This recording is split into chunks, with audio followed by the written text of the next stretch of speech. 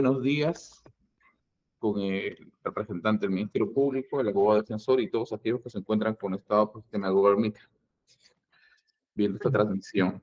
En esta oportunidad, esta audiencia se convoca en razón a la petición formulada por el letrado que asume la representación de Gonzalo Eduardo Monteverde Buzaleo. Se trata de una tutela de derechos que se tramita con el número de expediente 17-2017 y el número de incidentes 87. Mi nombre es Jorge Chávez Camarí, soy responsable del 7º Juzgado de Investigación Preparatoria Nacional. Les pido ahora a los participantes se acrediten, señor fiscal. Sí, bueno, buenos días, señor magistrado, de la Defensa Técnica, por el Ministerio Público y Fiscal Adjunto Provincial, Michael Velázquez Flores, en este caso fiscal del primer despacho del equipo especial de la Fiscalía Superprovincial Corporativa especializada en delito de corrupción de funcionarios, con domicilio procesal en Girón, Santa Rosa 260, Distrito, Provincia y Departamento de Lima, y casilla electrónica del equipo es 89965. Gracias. Letrado. Muy buenos días, señor juez, señor fiscal. Mi nombre es José Luis Francia Arias, soy abogado. Mi registro del Colegio de Abogados es el 14545, casilla SINOE 51921, teléfono de contacto 997346395, correo electrónico estudiofranciaarias@gmail.com, y represento en este caso a los intereses del señor Gonzalo Eduardo Monteverde Buzaleo. Gracias, señor. ¿Existe alguna observación que quiera formular el Ministerio Público a la instalación de esta audiencia o es posible ya escuchar al abogado defensor? No hay ninguna observación o incidencia. Doctor Francia, buenos días. Con relación a su escrito, ¿cuántos temas son los que se va a abordar en esta tutela de derechos? Dos temas, señor. Dos temas. Lo escucho, doctor. Tiene 10 minutos para expresarlos. Gracias. Muy amable. Señor magistrado, como ya usted tiene conocimiento por discusiones anteriores, hay una disposición 39 que es la que da inicio a esta investigación, y en esa disposición 39 y también en el requerimiento de prisión preventiva, que fue uno de los motivos justamente invocados por el Ministerio Público, tiene que ver con el primer tema referido a la empresa Valmer Holding Assets Ltd. Señor, esta empresa es una empresa extranjera al cual mi patrocinado, de acuerdo al reporte de la UIF de la SBS del 18 de enero del año 2007, me refiero al reporte 06-2007, le habría depositado a través de sus empresas una cantidad de dinero en varias oportunidades, más de $4 millones aproximadamente. Se entiende de que estos depósitos los realizó a nombre de esta empresa, Valmer Holding Ltd, en unas cuentas que tenía en el Fields Caribbean International Bank con sede en Barbados, ¿no? Es decir, una isla de protectorado británico, para tenerlo claro desde un inicio. ¿Qué ha sucedido, señor, a partir de esta información? Esta información la tenía claramente el señor fiscal anterior, Hamilton Castro, porque había ya coordinaciones internas que forman parte del expediente. Es más, Cooperación Internacional que había solicitado información respecto de esta información a Panamá.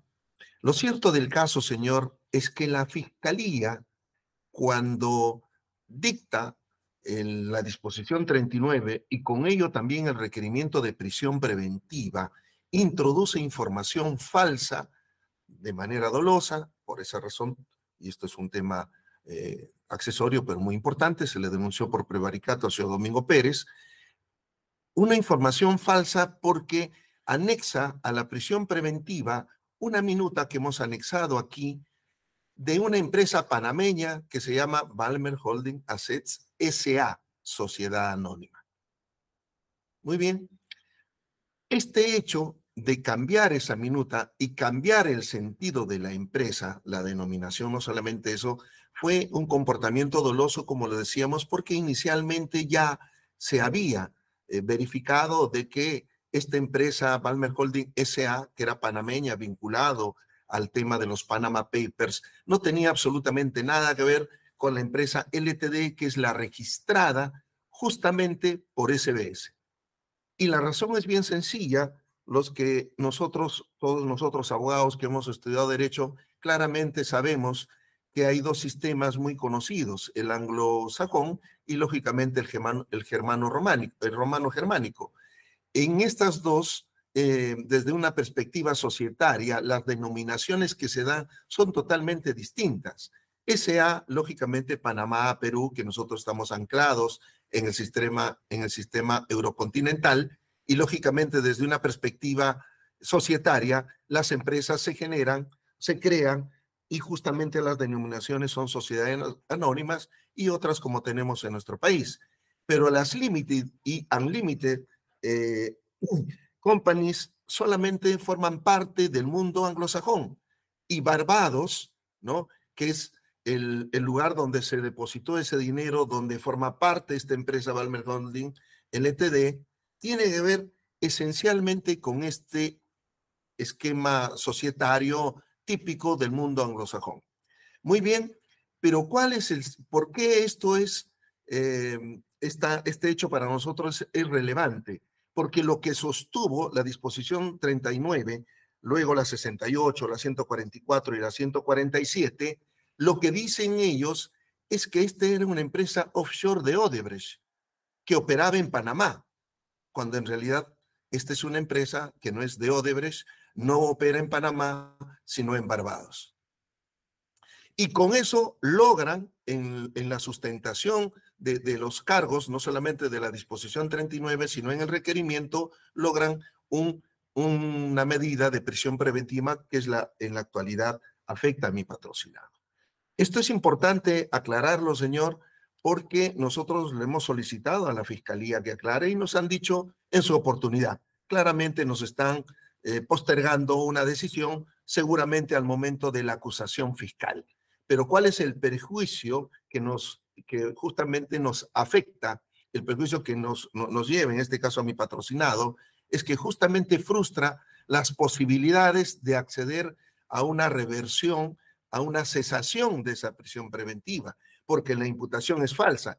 Es claro que la Fiscalía dirá, no, eso ya lo veremos en el momento de la acusación, por la progresividad, y en realidad aquí no hay progresividad. ¿Por qué razón? Lo hemos dicho, ya con anticipación desde el año 2017, con el inicio de las investigaciones, 2016, ya la Fiscalía tenía pleno conocimiento que eran total y absolutamente distintas. La SBS habla claramente de una empresa diferente y, lógicamente, la Fiscalía introduce el hecho falso y con esa información falsa.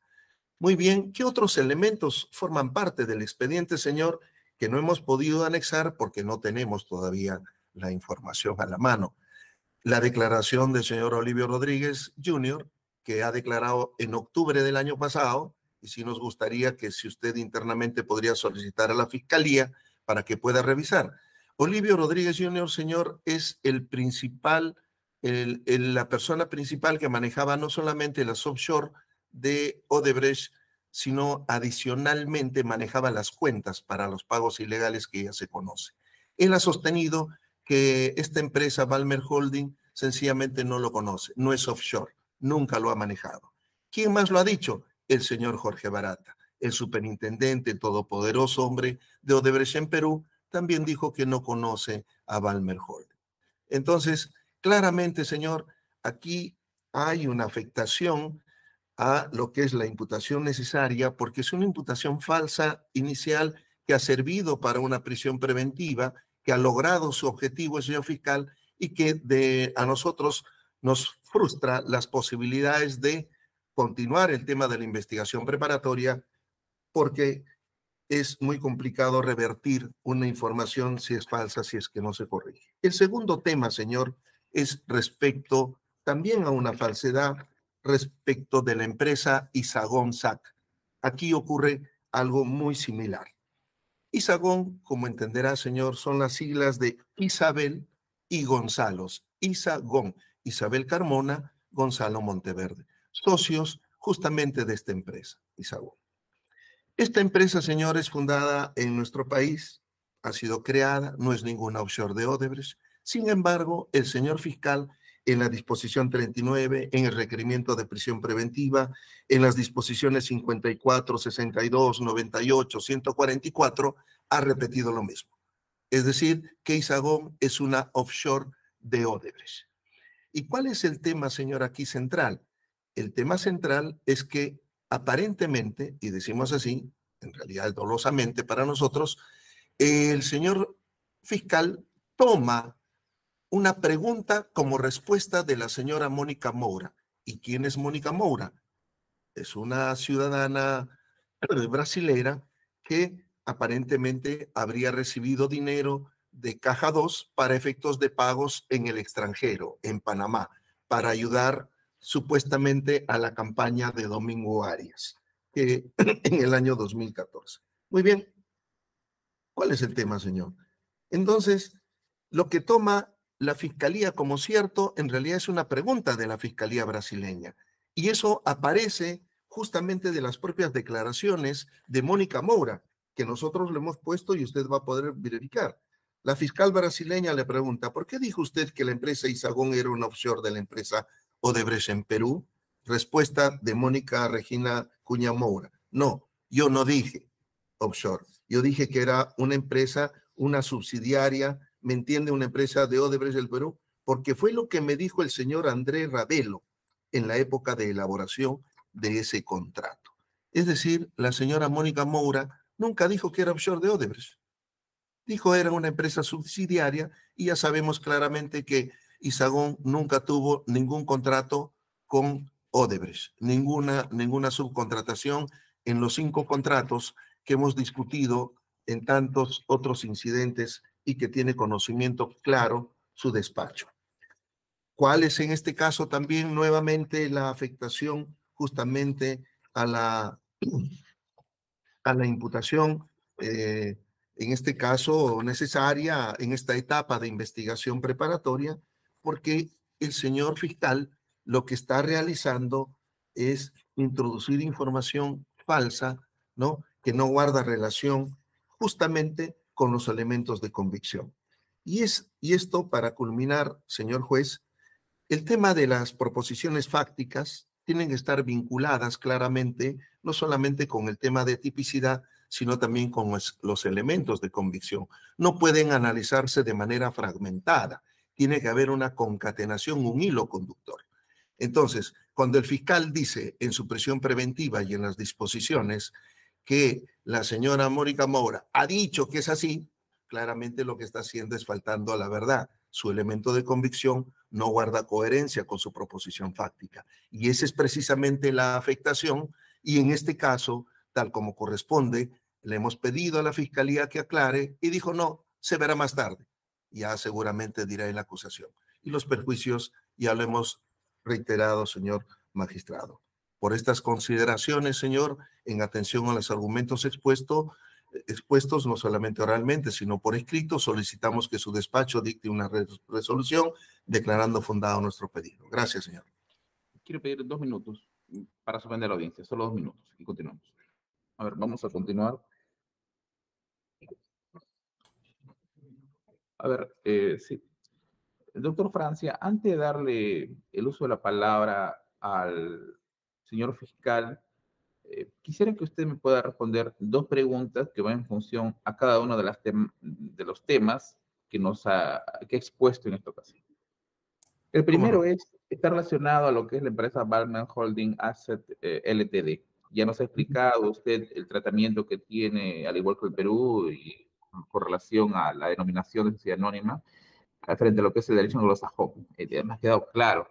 Ahora, lo que yo quiero tratar de entender, porque la construcción fáctica viene en función a los elementos de convicción que el Ministerio Público tenga consigo, y ya que usted nos propone el tema de modo específico, ¿usted pudo identificar algún elemento de convicción por el cual el Ministerio Público haya efectuado la construcción con el equívoco del cual ahora usted pide una precisión a través de la tutela de derecho?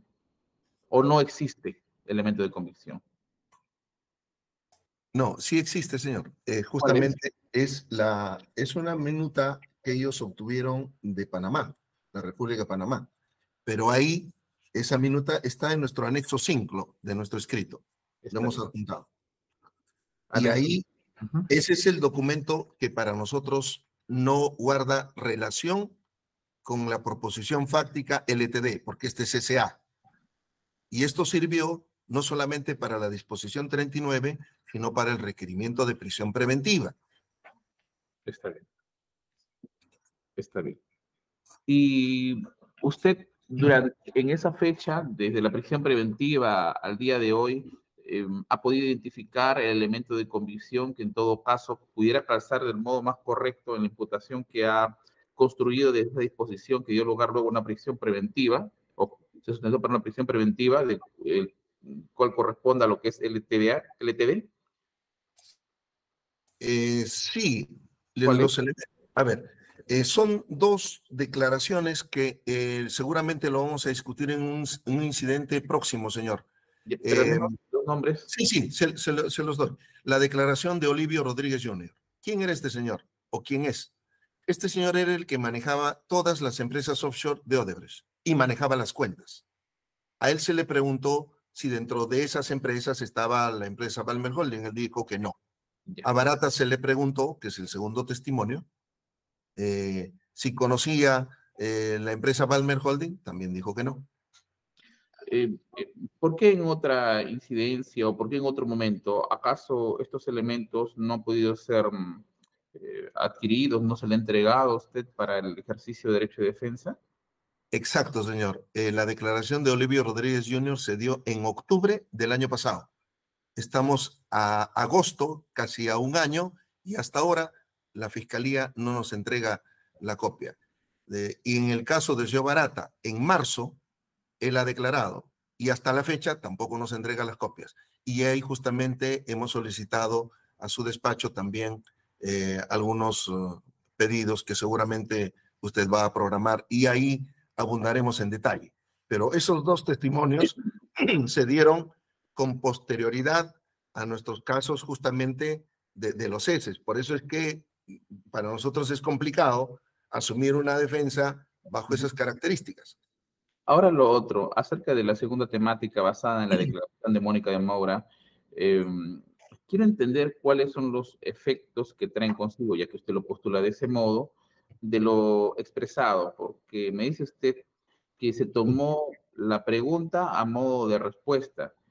Pero más allá de eso, ¿cuáles son las implicancias de que pueda haber manifestado ser una offshore o en su caso ser una subsidiaria? Quiero comprender esa situación para ver la relevancia de lo que usted me postula.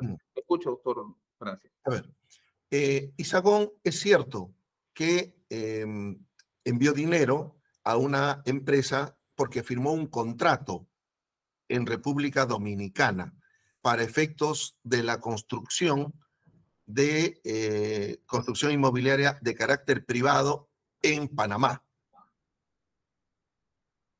¿Ya? Esa empresa con la que se hizo, y justamente va a formar parte también de otra incidencia, el análisis de esa documentación, porque tenemos un proceso penal abierto en Panamá, donde ya se ha explicado también eso.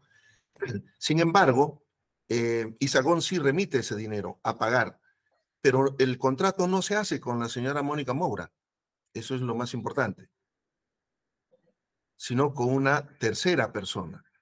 Que esa tercera persona, ¿no?, se lo haya entregado a Mónica Moura, y Mónica Moura ha entregado para campaña política como asesora de imagen, porque ella no formaba parte de Odebrecht, esto también hay que tenerlo claro, ¿no?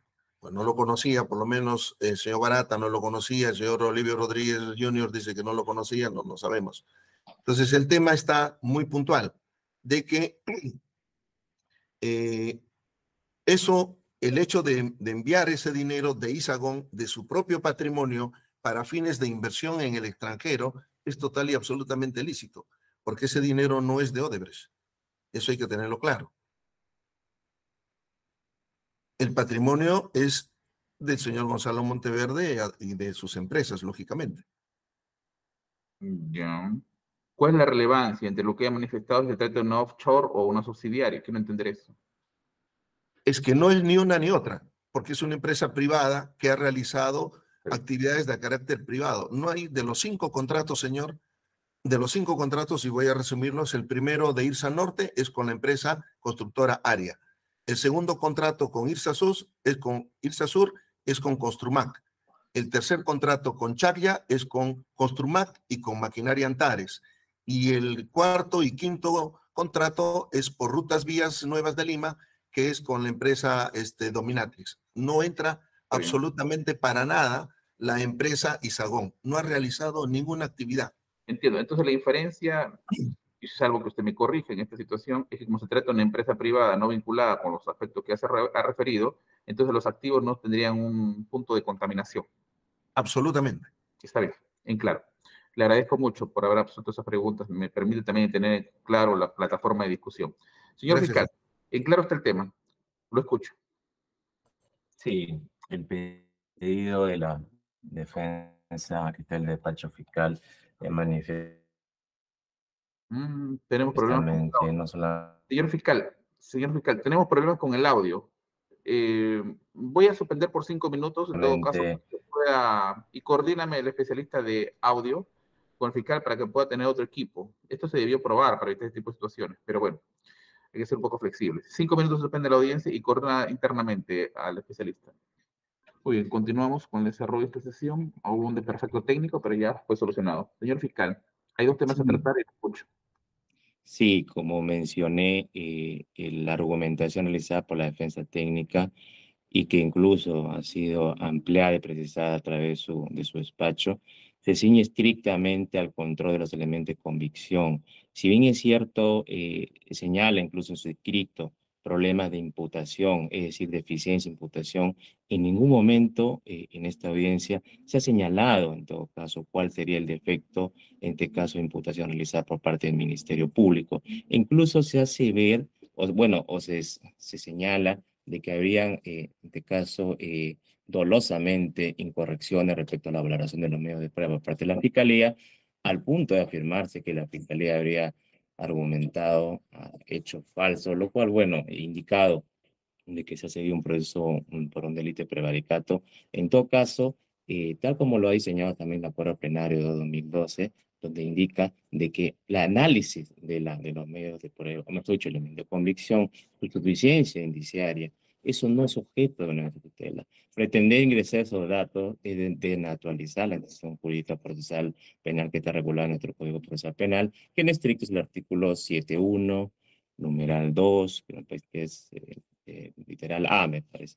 Es decir, conocer los cargos y entiéndase también conocer, en este caso, el detalle de los mismos, obviamente considerando el nivel, en este caso, y la naturaleza del caso analizado. Estamos ante un delito complejo, una organización criminal, donde hay sendas asistencias judiciales que están pendientes por recabar. Entonces, y ya el acuerdo plenario lo menciona, en su fundamento jurídico, número 7, dice, el nivel de detalle del uso fáctico está en función siempre de la complejidad y no necesariamente de la gravedad del hecho. Estamos, incluso las disposiciones fiscales que en su oportunidad se pusieron en conocimiento, son plurales, son amplias, detalladas. Es decir, estamos ante una imputación que a todas luces goza de un nivel de incluso de extensión prolija. El nivel de concreción, tal como lo dice el acuerdo plenario, y como ha indicado incluso la persona técnica, por principio de progresividad se va a dar durante el proceso penal. Lo que no significa de que el Ministerio Público puede cometer abuso de derecho o en este caso ofrecer abuso del mismo. No, hay que, en base al principio de razonabilidad y proporcionalidad, analizar la imputación, como indiqué, e incluso como corolario, este acuerdo plenario señala como las razones para estimar una posible tutela de derecho en el fundamento número 11, donde dice, siempre cuando hay una omisión fáctica patente, un detalle en este caso cuando estamos ante unas imputaciones genéricas, vagas, gaseosas, escasas, lo cual no es el caso. Tal es el punto que permite a la defensa analizar cada uno de los elementos de convicción. Y no hay que olvidar que la tutela de derecho lo que busca es, o lo que el agravio que genera en estricto, es sobre el derecho de defensa. En este caso, poder cuestionar, puedes controvertir lo que es el elemento fáctico. Sin embargo, la defensa incluso se ha explayado indicando de que hay diligencias que no se han hecho, el problema de valoración. ¿Qué significa? De que tiene una base probatoria para llegar a analizar cada elemento, la imputación.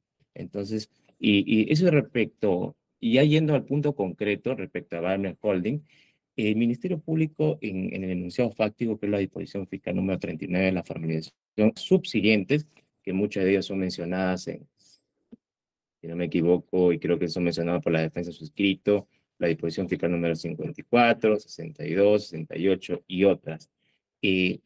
Respecto, hay que partir de algo. Estamos ante una denominación social que nos ha afectado. Balmer Holding Asset, Balmer Holding Asset. Por un lado, el Ministerio Público ha señalado como, en este caso, como destinatario final de los no maculados, esta persona jurídica, en este caso extranjera, consignando por un lado SA y también en otro extremo LTD, que como dice en este caso el letrado, es cierto, es del sistema anglosajón, que significa límites, que son fórmulas societarias de países angloamericanos, eso es obvio. Sin embargo, se olvida de que eso es parte de lo que es materia de indagación. Porque si todo fuera tan claro, si no habría nada que en este caso que elucidar, en todo caso estaríamos en este caso en una etapa distinta. Precisamente el objeto de la investigación preparatoria es esclarecer y prepararnos para un juicio. Ya en este caso, o una acusación, o un requerimiento de acusación, o un requerimiento de sobrecimiento. Entonces, pretender cuestionar esos detalles, en este caso, es como pretender cuestionar incluso la institución jurídica de la investigación preparatoria. O en realidad, eso forma parte del telos o la finalidad de esta etapa. Por otro lado, hay una asistencia judicial número 1614-2021, Brasil, donde uno de los petitorios de las solicitudes que se plantea, en este caso, cooperación judicial internacional y también para que intermedie, en este caso, con la República Federativa de Brasil, en la solicitud de asistencia judicial de fecha, un momento,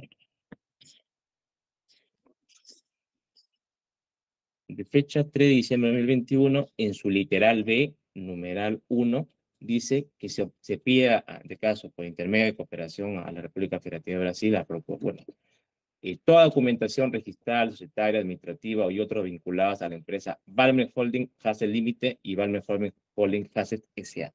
¿Qué quiero llegar con esta afirmación? De que eso ya es objeto de investigación, es objeto de esclarecimiento. Y eso ya es de conocimiento incluso de la defensa técnica, porque incluso ha presentado su primer interrogatorio.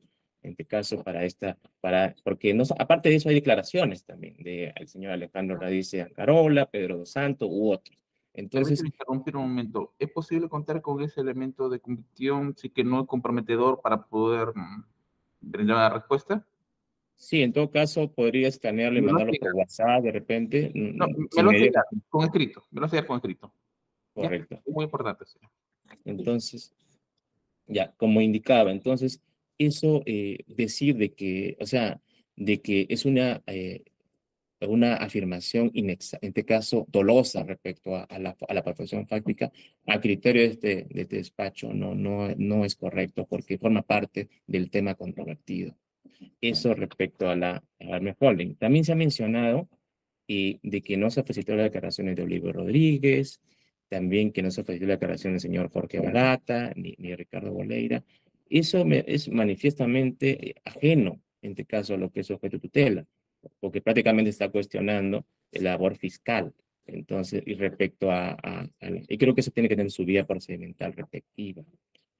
No tiene nada que ver con imputación eso. En todo caso, ya el letrado tiene que hacerlo valer en el procedimiento o en el cauce que corresponde. Se ha indicado igual, en el mismo sentido, con el tema de Isagón, respecto a que se ha mencionado que es un offshore, y se ha desarrollado, y definitivamente que se está analizando elementos de convicción que para ser bastante claro, en el numeral 9, fundamento 9 del Acuerdo Penal de 2012, muy utilizado por la Corte Suprema y también por varias jurisdicciones, judicaturas, dice, es evidente asimismo que no puede cuestionarse en vía de tutela jurisdiccional penal a nivel los elementos de convicción o la fuerza necesaria para anular la disposición de formulación de continuación de investigación preparatoria. Entonces, ¿qué quiero llegar? De que no solamente me parece que se está pretendiendo desnaturalizar esta tutela con argumentos que no tienen nada que ver con la imputación. Entonces, a ver, para cerrar, creo que he desarrollado todos los extremos realizados por la defensa y también se ha mencionado de que eso genera un perjuicio porque eso respecto a las declaraciones de Oliver Rodríguez y de Jorge Barata, que no le permitiría instar una posible sesión de prisión preventiva. Bueno, eso no tiene nada que ver con lo que es objeto de tutela, porque ya el Código Procesal Penal, la doctrina de jurisprudencia, habla que la tutela tiene su origen constitucional, es una función protectora garantizadora de que el ejercicio del ius puniendi o la persecución del delito no sea desproporcional y limitado. Entonces, aquí todo este despacho fiscal, la labor fiscal se viene desempeñando dentro de los cánones razonable y proporcional, considerando que estamos ante una investigación de una organización transnacional o internacional, una pluralidad de investigados, un sinnúmero de personas jurídicas con el cual se habrían, como parte de la hipótesis, se habrían utilizado para ocultar, para transferir, para macular dinero a través de las cuentas a nivel internacional, lo cual pedir un nivel de concretud. Es decir, tuviéramos un caso delito común o una flagrancia delictiva, como lo dice el Código Penal, quizás se podría exigir ese nivel de acreditación. Bueno, por esta razón, el Ministerio Público solicita que se declare, en este caso, infundado o incluso, de ser posible, manifiestamente improcedente el pedido de tutela de derechos. Gracias por hacerme el uso de plazo. Letrado, 3 a 4 minutos, lo escucho. ¿Hay réplica? Sí, puntualmente. El señor fiscal ha sostenido que las disposiciones son claras. En realidad, no ha revisado lo que se refiere a un elemento de convicción clave, que es el reporte UIF 06-2017. Ahí no dice SA, dice LTD y dice Barbados. Entonces, ¿y cómo es que llega así esa información de Panamá? Claro, porque en ese entonces hay que recordar, y hay que decirlo también, el señor Pérez necesitaba pues foco de atención. Y lógicamente esa información vino equivocadamente del señor Gorriti, y eso lo ha hecho la prensa públicamente, y esta es parte de esa información. Él mismo coloca la información de que esa empresa LTD supuestamente ha sido parte de Panama Paper, y eso generó también dentro del relato conviccional de la Fiscalía en su disposición 39. Sí, Pero, un momento, ¿cuál es el número del reporte de la UIF? 06-2017, que hemos adjuntado también. ¿En qué anexo está eso? Para verificarlo. Sí, permítame, señor. Reporte en el anexo 6. Gracias, continúe, doctor. Ahí usted va a ver, señor, todos los montos enviados, y ahí dice claramente LT y dice Barbados. No dice Panamá, no dice SA. Y eso es lo que estamos cuestionando. Por eso cuando la Fiscalía dice ¿está claro? No, no está claro. Lo que han hecho es introducir un documento que no pertenece a las características de lo que aparece en el elemento de convicción. Muy bien. También es extraño que, teniendo las informaciones, la Fiscalía no haya referido de que ni Barata ni Rodríguez Jr. tienen ninguna vinculación con esta empresa Balmer Holding. Y sobre el tema de la cooperación internacional, el fiscal anterior, me refiero antes de Domingo Pérez, Jiménez Niño, viajó inclusive a Panamá y solicitó un informe de la empresa SA, y sencillamente no lo tomó en cuenta porque sabía que era una empresa distinta. Es decir, esa investigación que nos dice ahorita el señor fiscal, eso ya se realizó el año 2017. Y sería bueno que también le adjunte ese reporte de cooperación internacional, donde estaba el señor Hamilton Castro como fiscal.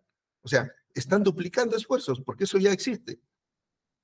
Finalmente, sobre el tema Mónica Moura, también esa tergiversación de cambiar la pregunta por respuesta e introducirlo, yo entiendo las proposiciones fácticas de la Fiscalía que pueda desarrollarlas, pero lo que no puede es mentir, lo que no puede es introducir información falsa, sino cómo nos defendemos.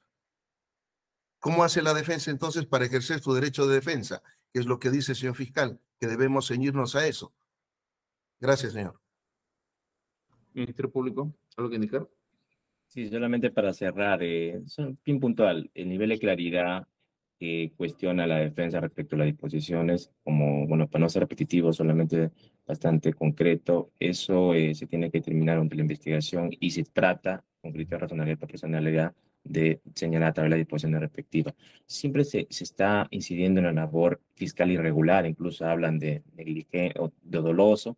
Me parece que eso incluso habla de sobreabundante, que se habría hecho nuevamente una asistencia. Eso obviamente escapa a la finalidad de esta audiencia y en todo caso respecto a los elementos de convicción a criterios del despacho fiscal no dejan de ser meros argumentos de defensa que deben ser valorados en una instancia de fondo, no en una instancia que vela por la garantía procesal del conocimiento de los cargos de manera detallada o progresiva según el caso, considerando la naturaleza de los hechos que son materia de imputación. Eso es todo. Muy bien, entonces, señor fiscal, antes de que apague su cámara, necesito la información de la asistencia que ha referido y en el caso del letrado voy a revisar todos sus anexos. Lo dice concluido. Esto se resolverá y se notificará a sus respectivas casillas. Concluye la audiencia. Gracias, ya. Sí, pasó. No lo escucho, señor fiscal. ¿Puede activar su micrófono? Sí, he puesto mi correo ahí para que lo manden el audio, por favor, o el video, disculpe, de la diligencia. Ya está bien. Eso Por favor. lo va a hacer con el especialista de audio. ¿Ya? 48 horas para que me envíe el documento que se le requería a este juzgado. Correcto. Listo, Buenos días gracias. con todos. Gracias.